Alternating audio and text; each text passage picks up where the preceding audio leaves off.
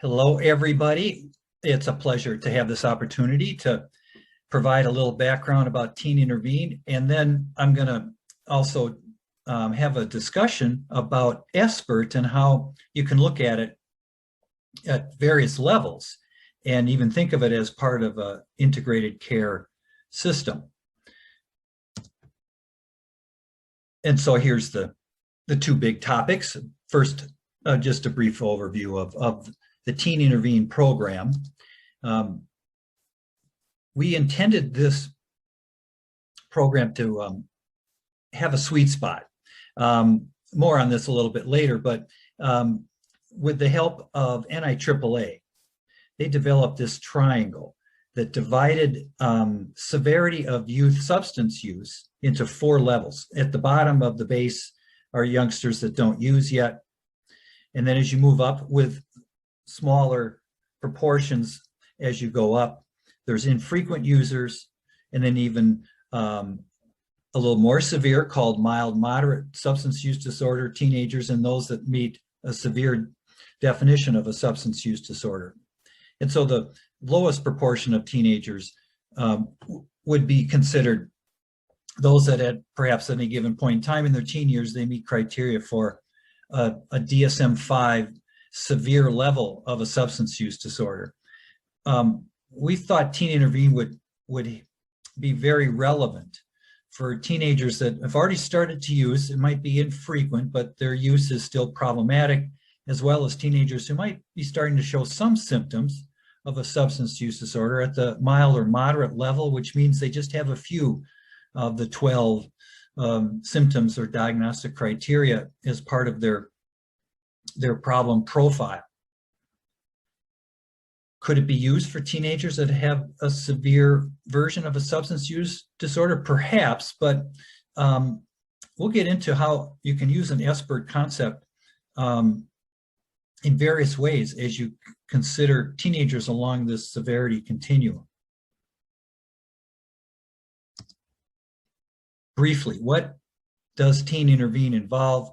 I want to also acknowledge the wonderful staff at our Center for Adolescent Substance Abuse Research.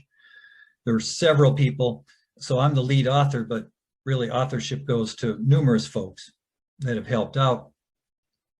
We got funding from NIDA and NIAAA, and the publishers, the Hazel and Betty Ford Foundation. So it is, from many perspectives, considered an evidence-based SBIRT program. It has 3 sessions.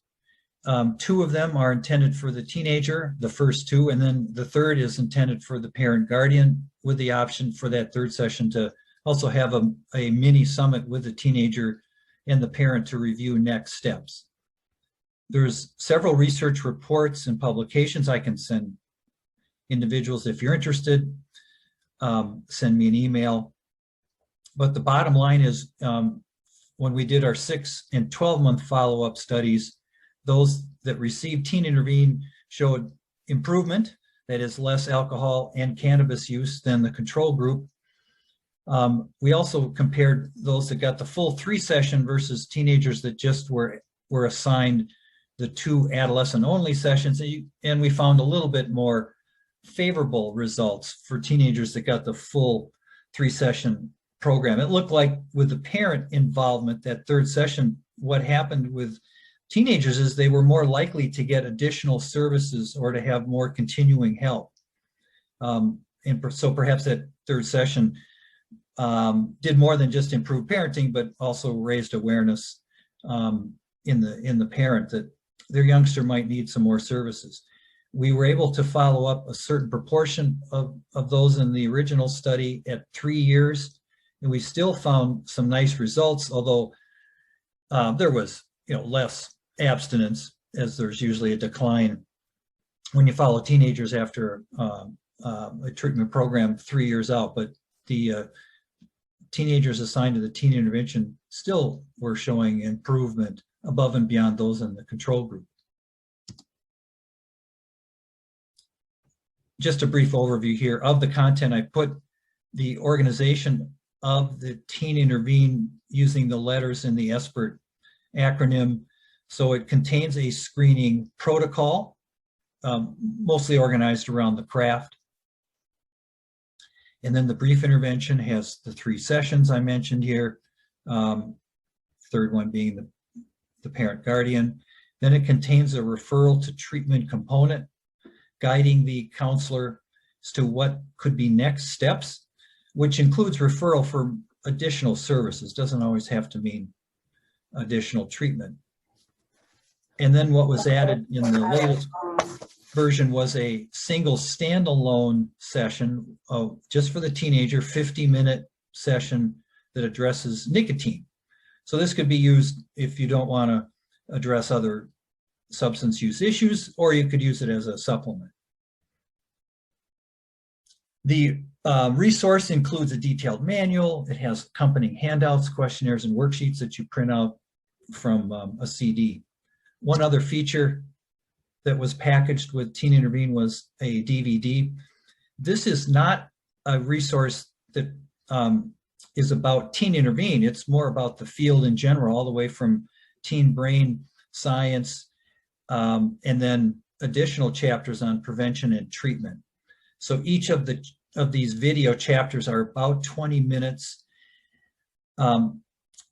hosted by sometimes a talking head, but mostly by teenagers who do a very good job. And all of them include insights from teenagers in prevention or treatment programs.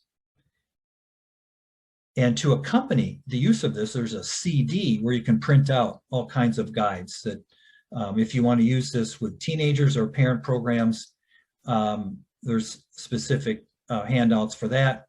There's also a parent handout that just summarizes parenting practices, and then some drug-specific fact sheets for teenagers. So for those that are interested in using this in I think in a prevention or treatment arena, you have some help here with these accompanying guides. Some thoughts on implementing Teen Intervene, and maybe those with us today are experienced in some of these features. I remind people, if you want to learn the program, you don't necessarily need formal training. It can help, and training can be guided by someone who's very experienced with the program or others. But if you study the manual and read it and practice it, perhaps with some scenarios, or practice with a counselor, I think you can learn how to implement the program. The manual is written with a lot of detail, and it guides you for what's next, as well as providing suggested scripts and suggested conversations. It can be difficult to use it in a school when you have to worry about, am I going to implement sessions in school, or am I going to wait till after school? So the sessions can be a little bit long if you only have maybe 30 or 40 minutes in between classes. So the manual guides you on how you can chunk it into various sub meetings when you want to go through the content. But I know that is a challenge for schools, how to figure out how to implement it. It can be a barrier to assign a session after school when there could be transportation and other issues at hand. And plus, you don't want a teenager who might be involved in an after-school activity perhaps to miss that. Can it be delivered in group? Yes. The manual does not provide guidance on that. I think a revised manual will do a better job. But if you think about it, you could, if you're good at group counseling, implement and roll out all the exercises as a group activity. For those interested more about this, I've got some tips on things to watch out for, as well as things to include when you're considering using this as a group preventive intervention. So the other big topic, I just wanted to talk about SBIRT in a broader sense across a continuum, and think about how it could be part of a concept of integrated care. Teen Intervene fits within this, but I'm also going to talk about how you could think of screening and brief intervention in other ways. So I'm going to use this model from SAMHSA that was also polished by NORC. And it it starts with the screening process, and then you can see from that, it distinguishes different levels of risk and then possible responses from a system or a counselor based on level of risk. So across that first row, you've got no or low risk, moderate to high, and severe. And then from each of those, there's roughly a reasonable response that is coherent with that level of risk. And then below that, you can see all of them have the concept of follow-up, where you may need to engage in some kind of following the youth or following his or her services elsewhere. So to the far left, let's just look there. In this view of a teenager that gives you a screening result that suggests either no or low risk, the appropriate response would be providing positive reinforcement for that teenager to continue on with perhaps, which is very healthy behavior, and any guidance for them thinking forward, because there might be many years left and many challenges for the teenager. And so providing some advice about how to maintain, a good, healthy perspective and making sure he or she is prepared to perhaps deal with future challenges of maintaining that health. So in that sense, there's not really any formal brief intervention. With the next two columns, we'll be talking about something that's a bit more formal. So here, the idea is some teenagers might show moderate risk. That could be just a small number of substance use disorder symptoms, or might show a pattern of use that's quite problematic. And one could think about implementing a brief intervention here. But I've broken this down into two types of a very brief intervention. One is called the very brief conversation. And I'm thinking along the lines of, you just have a few minutes. I put the 3 to 15 minutes as a guidepost. But in this sense, you're hoping to give some brief advice and some education to the teenager. This could include some formal activity. I always like the pros and cons exercise or the decisional balance exercise. This gets a chance to get the conversation going, and you also get a chance to maybe offer some advice to the youngster about what changes he or she could make. And hopefully you would be reinforcing either a goal of harm reduction or maybe even trying a period of time of being drug-free. Within this model, what would be next? You could consider a warm handoff to someone else within the health center, or you might realize you have enough information where you might suggest a referral externally to a community service. In both of those, you'd want to do some follow-up to see how well that works. Is the teenager taking your advice? Is the center staff or the community service receiving the youngster, and how is that working? Also, within this same framework of you've got just a mild case, you could perhaps expand it, and what I'm going to use the brief negotiated interview, which is now a bit longer. So if you feel like you have the skill and the time to do 10 to 30 minutes, this would mean you're really extending that brief conversation by using more motivational interviewing strategies and adding more exercises. I have 3 of them here that I like, always pros and cons. I think a good one also with the teenagers, talk about situations and emotional states that they are in that might trigger their use.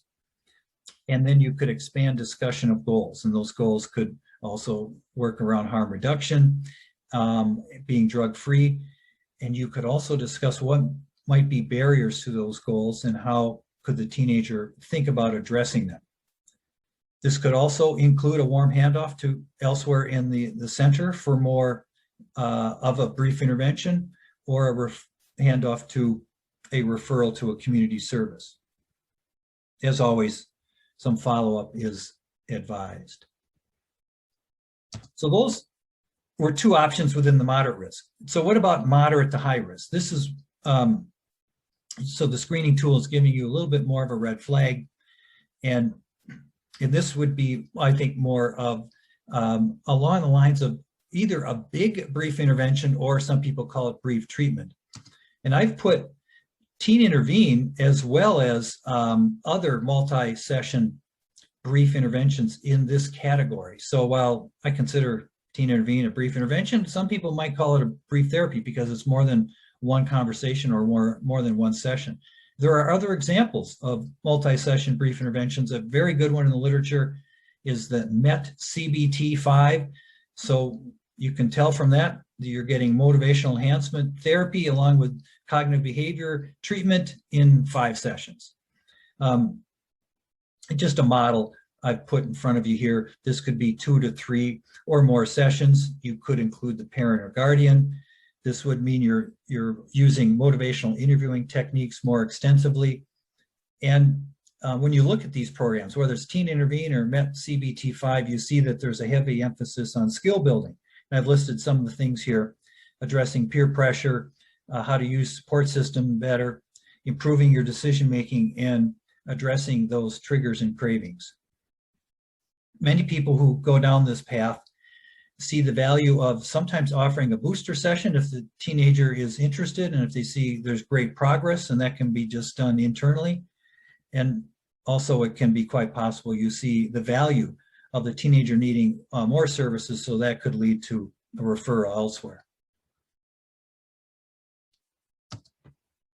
And then the last column, this is where your screening might suggest the person is at severe risk, may even have a substance use disorder or a severe level. That would be at the very top of that triangle.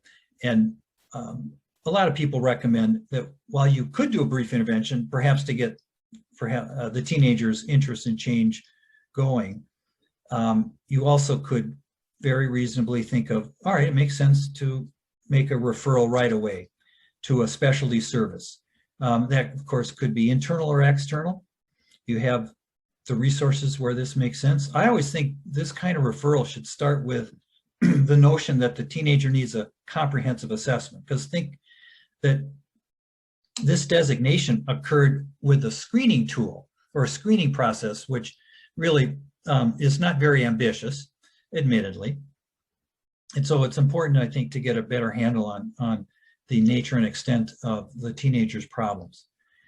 And follow-up is very important here, because you want to make sure that, particularly if you're referring to an external agency, that the referral occurred, how you could help with maintaining that referral and maintaining that teenager's access to those services, or where perhaps you may be going to partner with that external services to provide supplemental care.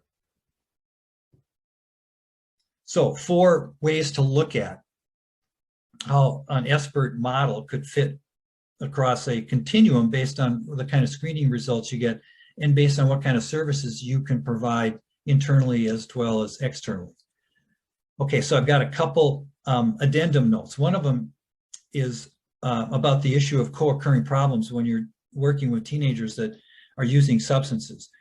There are 4 columns here, and each of them represent data of how many other problems a teenager reported as a function of how many substance use disorder symptoms they also reported. So there's 4 boxes or columns. Far left is the group of teenagers that reported only 0 or 1 substance use disorder symptom, and then it shows you the distribution of other problems they reported. So these other problems have to do with basically psychosocial functioning, things at school, at home, emotional, mental health issues, etc. Well, green and yellow is very prominent, and green means no other problems, or yellow is just one. So you can see rationally, if you are at the low end of a substance use disorder spectrum, 70% have either 0 or only 1 other problem. But when you start to move to the right, and I'm going to just box this because this is more relevant for where you want to use a brief intervention or brief therapy. So you can see all the other problems that can be quite common among teenagers that are just at a mild, moderate level. So red and the darker colors represent 3 or more other problems, just as a function of how many substance use symptoms you have. And so it reflects on the notion of when we're doing brief interventions, focusing on substance use, you're going to see likely a lot of other problems. And that's why additional services might be warranted, as well as keep in mind, you don't always have to directly address these other problems, but by addressing the substance use, you might be also providing a positive impact on these co-occurring issues. So often these other problems are a reflection of the substance use and are aggravated by substance use. By reducing and addressing these substance use problems within a brief intervention, you have an opportunity to also have a positive impact on these other problems. So I don't want you to get frustrated when you realize I'm dealing with a teenager. I got a nice brief intervention model. This works within our center. I think I'm making good progress, but I'm worried that there's all these other problems lurking, and I don't have the wherewithal or the resources to handle it. But forge ahead, stay the course, because if you can make great impact on the substance use issues, you're likely also going to have a great impact on these other problems. Then my last addendum point is just to highlight the importance of promoting prevention in your center and in your school. I've just highlighted a few things that I always find very important. Most evidence-based prevention programs highlight them.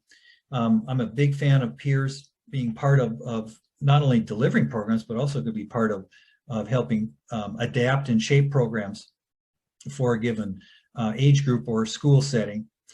Extracurricular activities, as you all know, are so important.